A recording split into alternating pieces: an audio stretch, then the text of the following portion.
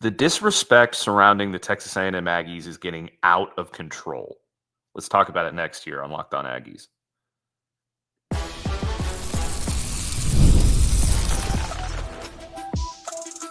You are Locked On Aggies, your daily podcast on the Texas A&M Aggies, part of the Locked On Podcast Network, your team every day.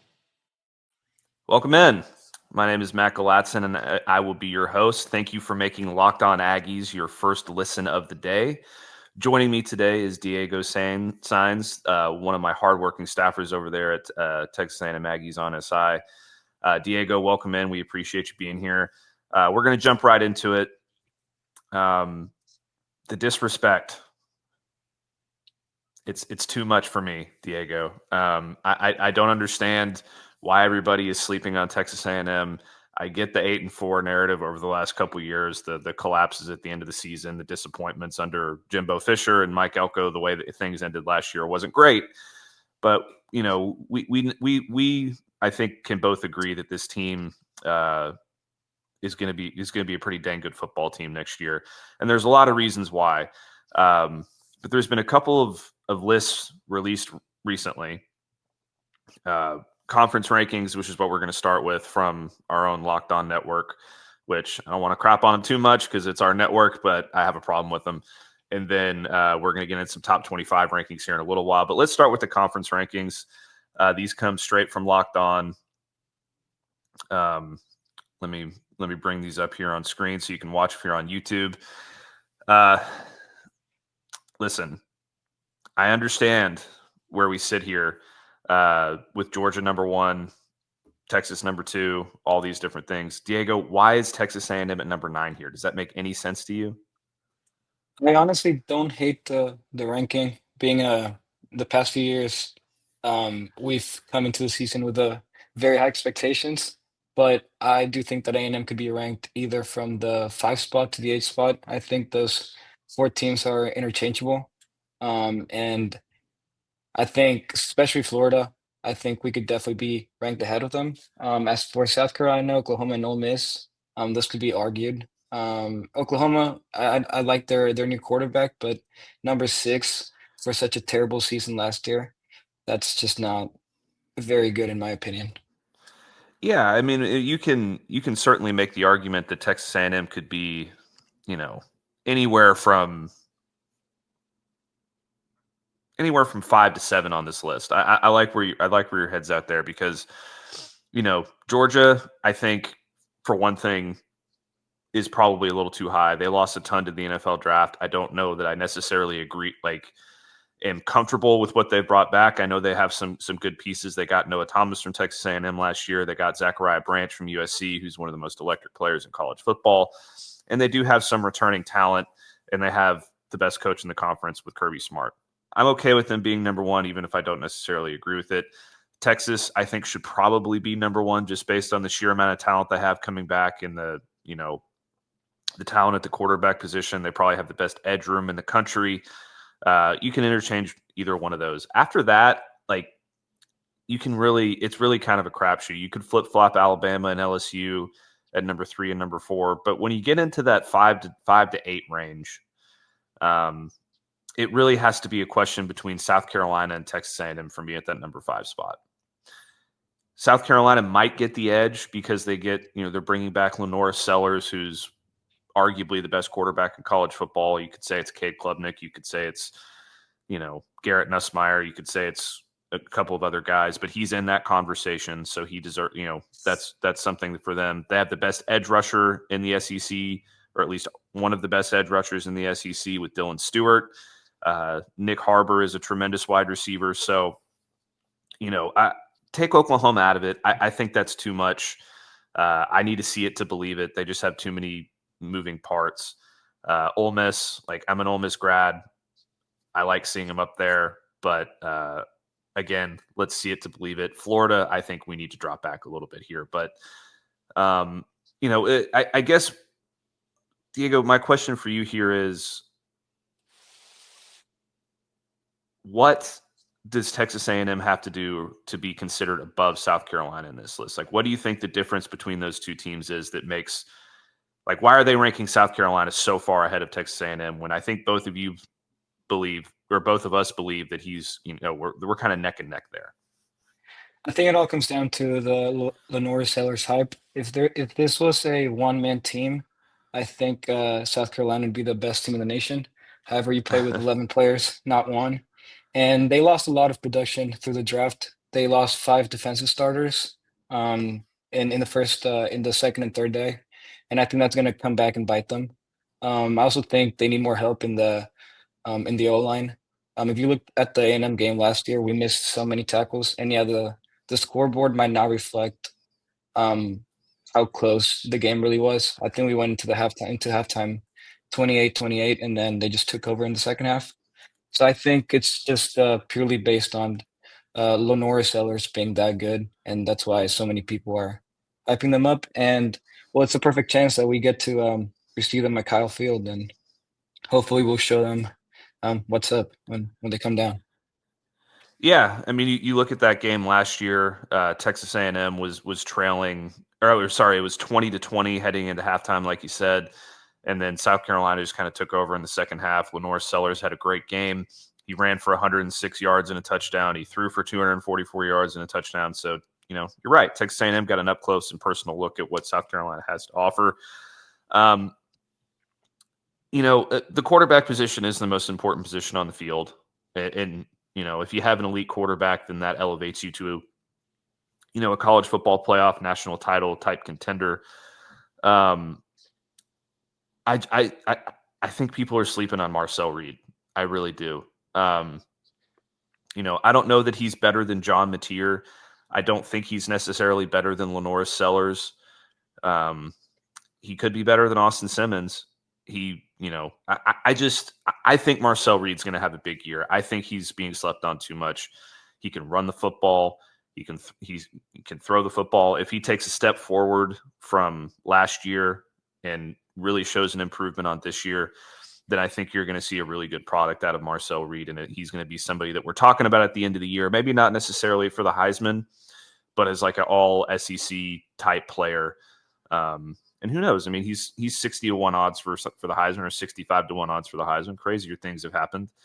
So, we'll see what happens there. I fully believe that by the time you look up at the end of the season, that Texas A&M is going to be sitting at worst 9-3, potentially 10-2. And if you redid these rankings at the end of November, heading into the SEC championship game or after the SEC championship game, you're going to see Texas A&M probably somewhere in that top 5. And I believe that they will be in the college football playoff as well, depending on who those losses are. If you go into the postseason with your losses being Notre Dame, LSU, and Texas, then that's a pretty dang good resume to sit with, don't you think? Yeah, I agree. Hopefully we get that Texas win this year, but we'll see how that goes. Yeah, that's going to be a big ask. It's in Austin. Texas is a really good football team, but crazier things have happened. So if the Aggies are on the right path, they're certainly going to make it tough for the Longhorns coming up. So this is not the only disrespectful list that I have seen regarding Texas A&M, and we're going to dive a little bit deeper into this next one because it just makes no sense to me, Diego. We're going to take a break real quick, but when we come back, I'm going to get into a top 25 that is absolutely absurd. So stick with us, and we'll be right back. This episode is brought to you by Monarch Money. Have you ever wished managing your money felt easier? With Monarch Money, it can. Whether you're growing your savings or planning a big purchase, Monarch puts you in the driver's seat. It's like having your own personal CFO, giving you visibility and control over your finances. Monarch Money is more than a budgeting app. It's a complete financial command center. You can track all your accounts, investments, and spending in one place. So in addition to managing your money, you're also building wealth. I know from experience too. Monarch Money helped me find a boatload of streaming and takeout subscriptions I wasn't using, saving me hundreds of dollars a month instantly. So take control of your finances with Monarch Money. Use code LOCKEDONCollege at monarchmoney.com for $50 off your first year. That's monarchmoney.com, code LOCKEDONCollege for half off your first year. Okay, welcome back, Diego. Welcome back, listeners. We are about to get into something that, as bad as those SEC rankings were for Texas A&M from Locked On, like, again, no disrespect to Locked On, they're our bosses, and we love them, and everybody's great, and they're fantastic. But I just didn't like that list. As bad as that list was, this top 25 list that has come out from the Sporting News, they did a top 25 composite ranking, and if I had to guess, just based on not seeing the top 25, my initial thought would probably be, oh, Texas A&M's probably in there in the late teens, early 20s, something like that. Like, they're not going to be ranked super high, even though I'm really high on them, and I think a lot of Aggie fans are really high on what they're going to be next year. But no, Diego, that was not the case. The Sporting News comes out with their list, and I'm just going to roll through the top 25 real quick, and you tell me when you hear Texas A&M. Okay? Number 1, we have the Texas Longhorns with 244 total points. Ohio State at number 2, Penn State number 3, Clemson number 4, Georgia number 5, number 6 Notre Dame, number 7 Oregon, number 8 LSU, number 9 Alabama, number 10 Miami. No Texas A&M yet. That's in the top 10. We survive in advance.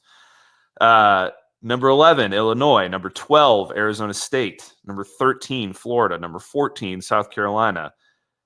Number 15, BYU. Number 16, Michigan. Number 17, Kansas State. Number 18, Tennessee. Number 19, SMU.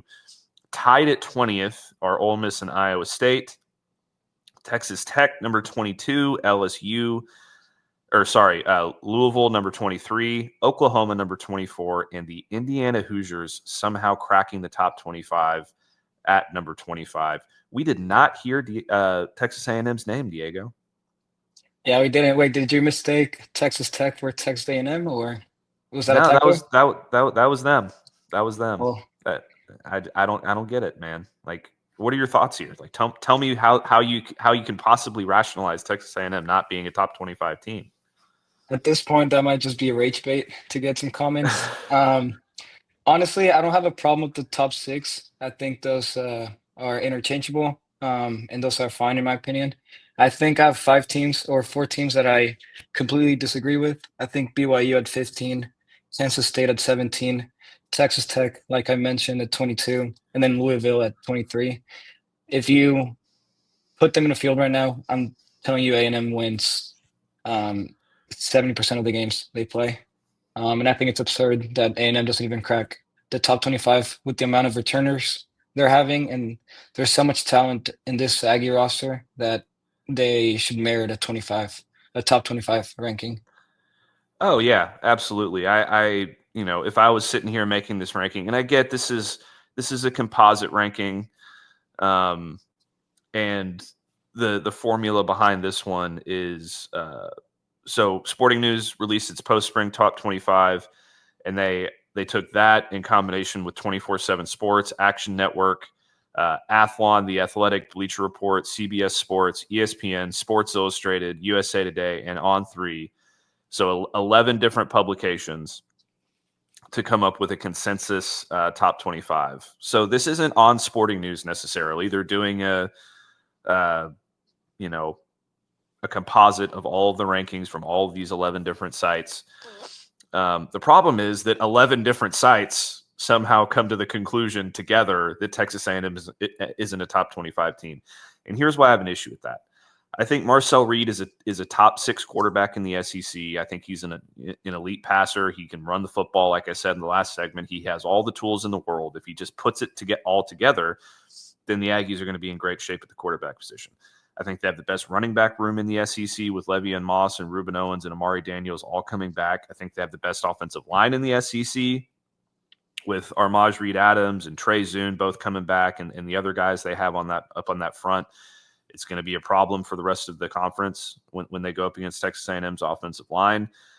I thought they got better at wide receiver despite losing Noah Thomas, because you bring in Kevin Concepcion, you bring in Mario Craver, you bring in Jonah Wilson. You still have Ashton Bethel-Roman. You still have all these guys at the receiver spot that are very talented. You improved at the tight end position, bringing in Amari Niblack. So your whole offense got better. off of a pretty good offense. It was a pretty good offense in 2024. They had some up and down moments, but for the most part, it was a very, very good offense. Now you're getting into year 2 under Colin Klein. Everybody's going to take a step forward being in year 2 of the system. I haven't talked about the defense yet, Diego. Like just based on the offense alone, I think that Texas A&M is deserving of being in consideration for the top 25. Then you get into the defense. You have one of the best pass rushers in the SEC in Cassius Howell. You got Albert Regis up there in the middle. You have one of the 2 best linebackers in the SEC in Torian York, one of the best linebackers in the country in Torian York. Then you look at that secondary, and you got Will Lee coming back. You have Tyreek Chappell, you have Des Ricks, you have Bryce Anderson. So all of these guys who are potentially SEC level, like SEC, all SEC caliber level on both sides of the ball. Did I miss anything? I mean, what do you think that they're seeing that we're not seeing that is a flaw with Texas A&M? Because I don't get it. I don't think they're acknowledging the impact that Marcel Reed having a whole offseason under Colin Klein is really going to have. Colin Klein had to work with Connor Wigman last offseason, and if you know how Colin Klein's offense works, he likes a mobile quarterback to be able to run the offense, and that's essentially what Marcel Reed is. And then if you combine that with that 3-headed monster in the back with Daniels, Owens, and Moss, plus we returned all five starters on the O-line. That's going to be a pretty scary offense. And also, I think people are underestimating our D-line. I know we lost 3 players to the NFL draft, but they honestly did not have that great of a production last season. And if you look at the numbers, Cassius Howell was actually our second best rusher last year, and he's set to take a big step this year. And just Scooby Williams was also hurt for majority of the season. I think towards meniscus first game of the season. So seeing him and York together will be a pretty cool sight to see them again. And then finally, Mike Elko's defensive coach, and the quotes that he put out after that USC loss, if he has a whole off season to really adjust the schemes and really get to the bottom of why we're struggling, I think the defense will be much improved. Yeah, I couldn't agree more with you. And then if you look at the schedule, things set up pretty nicely for Texas A&M. I mean, like I get that it's the SEC, and there's not really an easy path schedule wise when you're in that kind of a conference. They're going to start 2-0 with UTSA and Utah State in their first 2 games, and they travel at Notre Dame. They head to South Bend for what's going to be a really tough game. I do think they're going to win that game, though. Like I can't imagine. I can imagine a scenario in which Notre Dame wins that game, but I think that Texas A&M is going to go up there and get a win in South Bend. And then you look at their next 3 games or their next 4 games: Auburn, Mississippi State, Florida, at Arkansas. All of those are absolutely winnable games that I believe they should win. So, you're talking about heading into the LSU game against what's probably going to be a top 5 LSU team at 7-0, like maybe 6-1 if you lose to Notre Dame. Like I don't know, man. That sounds like a pretty good setup to me. And then after that, you head to Missouri, who some people are saying they're a bit of an underdog in the SEC, but I don't necessarily see it. You get South Carolina at home, which is huge. Then you get Samford, and like I honestly think before this team heads to Texas in the regular season finale in Austin, I think this team is 9-2, and they're in a position to be 10-2 and compete for the SEC championship. And Diego, that sounds like a top 25 team to me.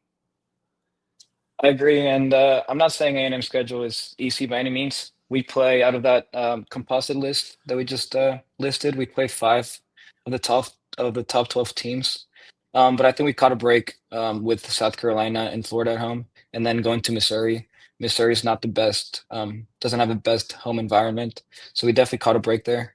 As for LSU and Notre Dame, that's going to be not easy. I actually just bought my tickets to the LSU game a couple days ago, so I'm very excited for that one.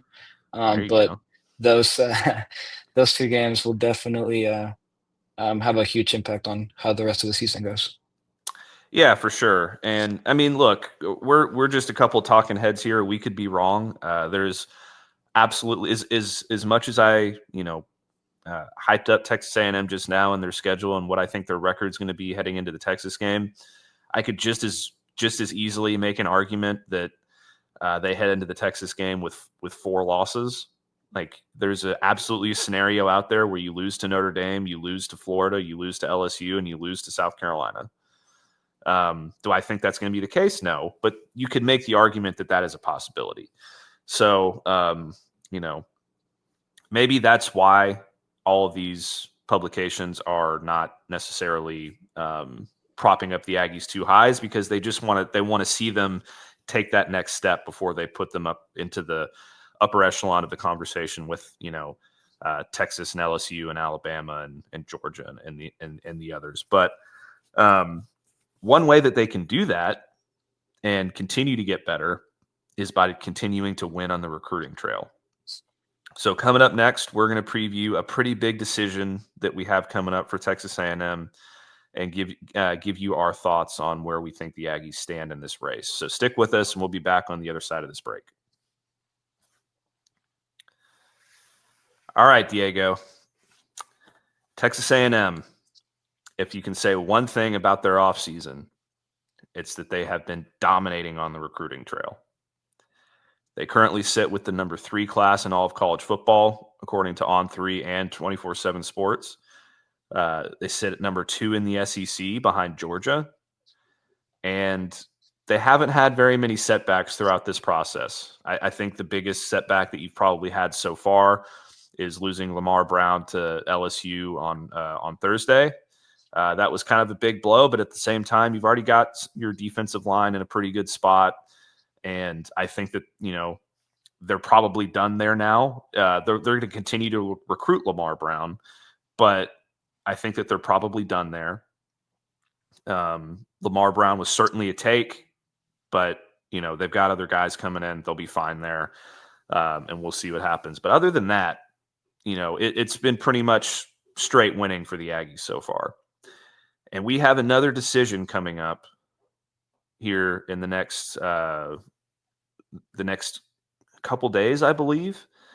5-star edge Anthony Tank Jones. He recently released his top 3 schools. He named Alabama, Oregon, and Texas A&M.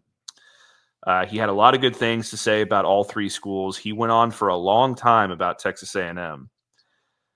His commitment is coming up at the end of July, maybe early August. So we're only a week or 2 away. Maybe a little bit longer, but we'll see when he decides to pull the trigger. Before I get into what he had to say about his contenders and about Texas A&M, Diego, what do you think about Anthony Jones as a prospect, or where he fits into this class? And what do you think it would mean to land another 5-star edge rusher? I think he's an awesome prospect. He's the number 2 player in Alabama, if I'm not mistaken. But to be completely honest, I don't think he's a huge necessity. If we look at the A&M defensive line at the moment for the class of 2026, we have 5-star Tristan Givens. We have 5-star Bryce Perry-Wright. We have 4-star Jordan Carter. We have 4-star Jermaine Kinsler and 4-star Semu Muala. And so that's what, 1, 2, 3, 4. That's 5 blue chip prospects right there. And yeah, adding Anthony Jones would certainly make this class much better.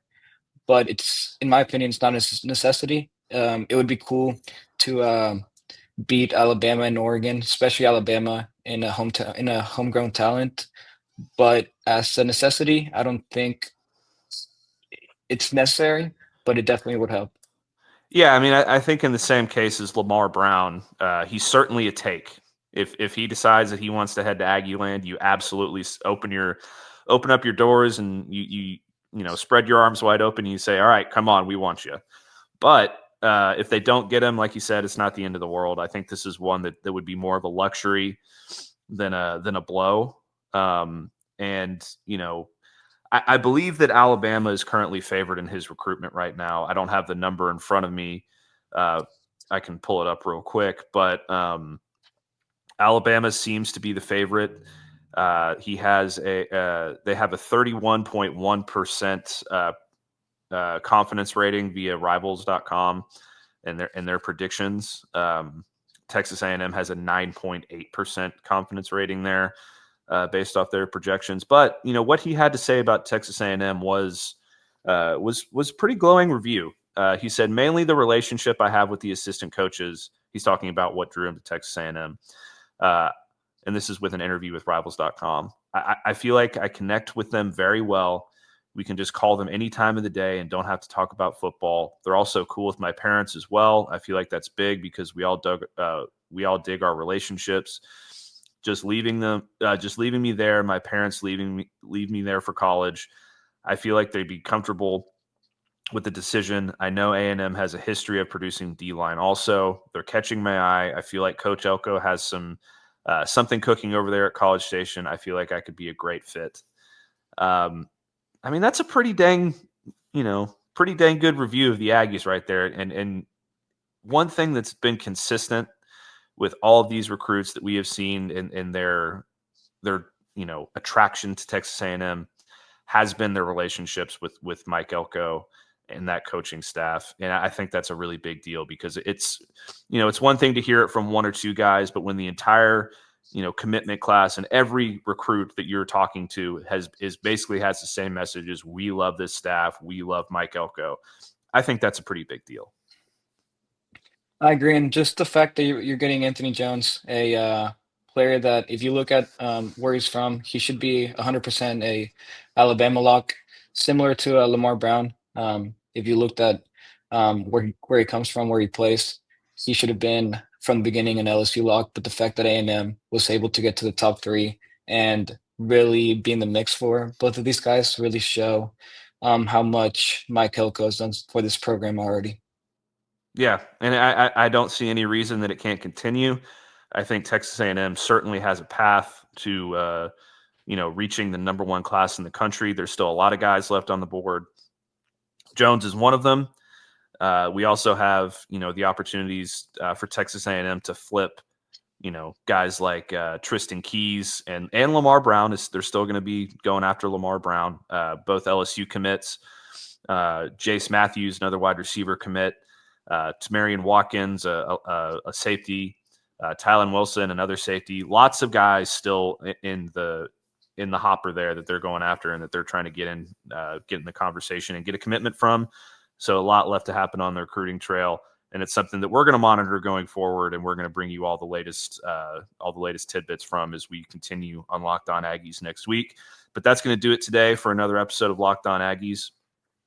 Thank you for making us your first listen of the day. For your second listen, please check out the Portal Show. Brian Smith has the latest rumors, portal entries, and signings across college football. And make sure to be the most informed fan on the rapid changes to the college football landscape. Find the Portal Show on YouTube or wherever you listen to your podcasts. Diego, tell everybody where they can find you as well on social media. Yeah, my username is just my first and last name. You can find me on Twitter, and then if you guys want to go to on Sports Illustrated, I write articles for Matt every day, so definitely make sure to look up my name and give us some follows. Yeah, absolutely. Don't forget to like the video and subscribe to our channel as well. Give me a follow over on Texas A&M Aggies on SI and on X at Matt Galatzan. Follow Diego, like he said, at Diego Saenz on Twitter and everywhere else. And we will see you next time.